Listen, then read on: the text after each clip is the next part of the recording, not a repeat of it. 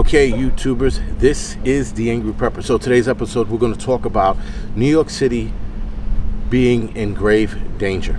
Now, being in grave danger is probably an understatement because we know where this is going. We know exactly where New York City's going.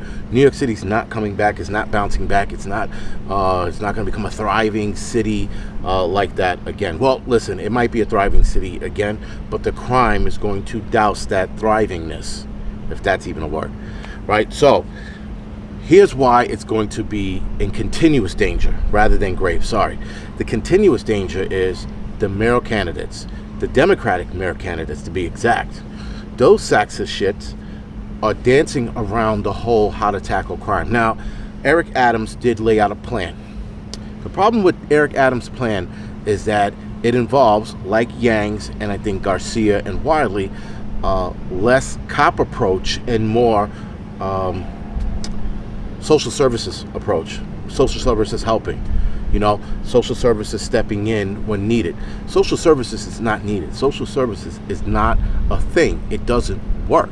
They tried it in Oregon, and I think someone just recently got killed within the last 6 months, right? It doesn't work, guys, because sometimes you go face to face with a psych patient who's a legit psych patient. He ain't saying this shit because he wants to. He's legitimately fucking crazy. The motherfucker's kind of crazy. He wipes his fucking face with his own shit, kind of crazy, right? So psych patients are running all over the fucking New York City, all over. Every fucking corner you can go to, there's somebody with a fucking psych history.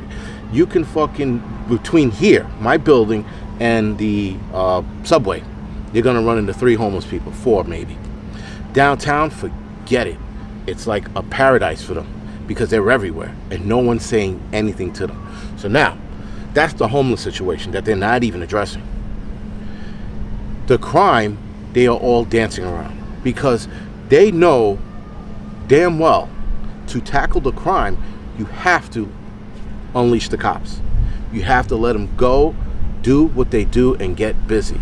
That's the only way you fight crime, guys. Unfortunately, because liberal America looked at Derek Chauvin and made Derek Chauvin every cop in America, this is where we are. Because all of America, for some reason, hates every last cop because of one fucking asshole. Not every cop in America is Derek fucking Chauvin. So now, cops are being handcuffed by every democratic city in America. They can't do shit. They can't fight crime the way they want to. They can't harass people. They can't do any of that shit. So when you don't harass people, when you don't fucking question guys, when you don't fucking say, yo, what is that bulge in your fucking shirt?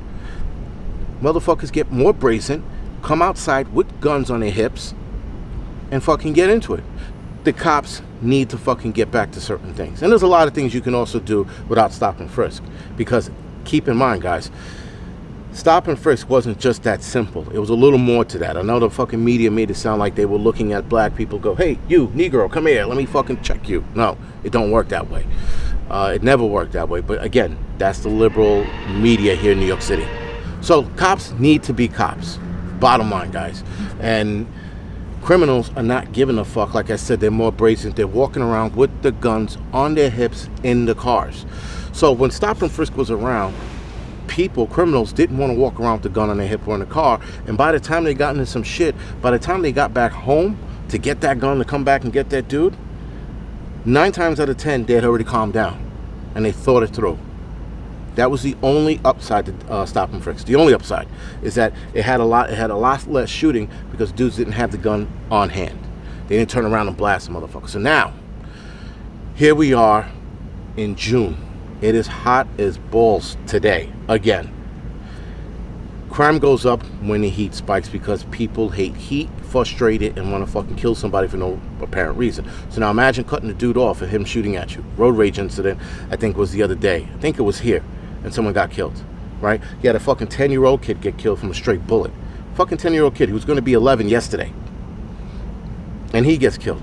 Now, NYC, the mayor, that dick-face asshole, and Governor Cuomo are asking the FBI for help. They want the FBI to track guns coming into New York City. You know what kind of tactic that is? That's a lazy fucking tactic. That tactic does not fucking work. Tracking weapons coming in doesn't stop them from hitting the streets. There are guns already on the streets in New York City. You have to deal with what's here.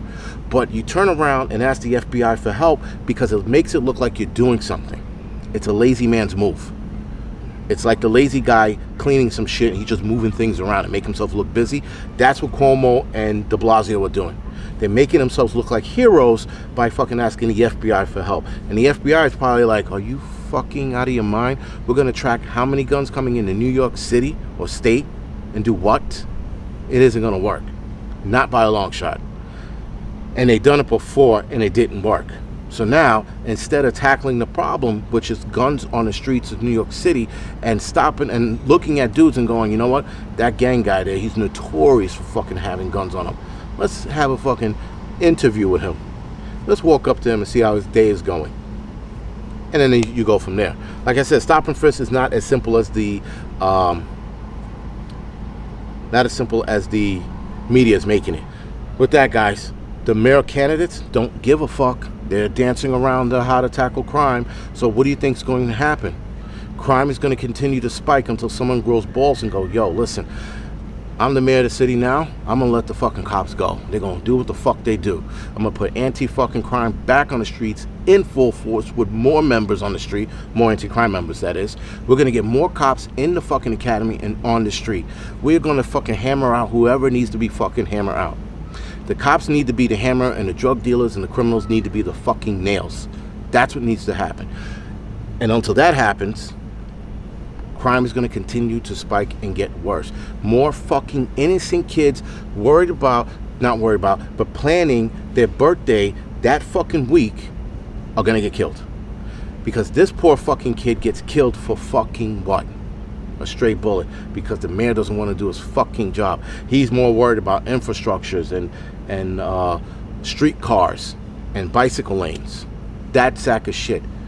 Right? His fucking wife is still fucking playing a shuffleboard game with fucking some crazy amount of money that she fucking misplaced from her NYC Thrive, which was to help the psych patients that are running around the city acting a fool.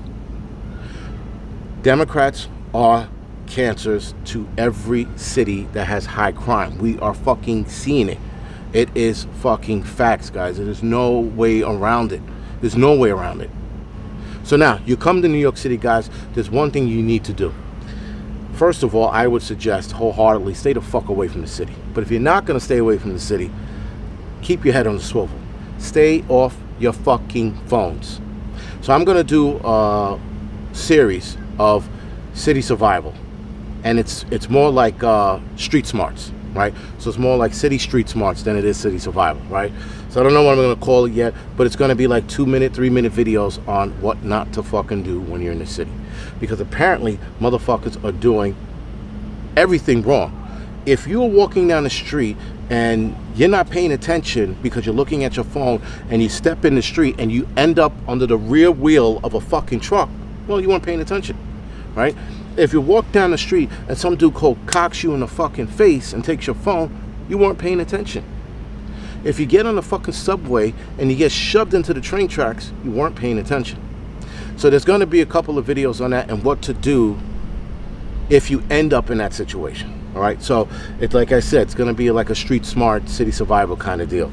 And that idea was courtesy of a lieutenant in my firehouse. I have to say that because it'll break my fucking balls when I see him. But the lieutenant in the firehouse said I should start a series like that, and I thought that was a good idea. All right, so that credit goes to him. All right, guys, so other than that, this is the Angry Prepper. Thank you for watching. You can like and subscribe to this channel. You can also follow me on Instagram, Facebook, and Telegram. And as the Angry Truth channel, you can follow me on Instagram and Telegram. Other than that, guys, thank you for watching.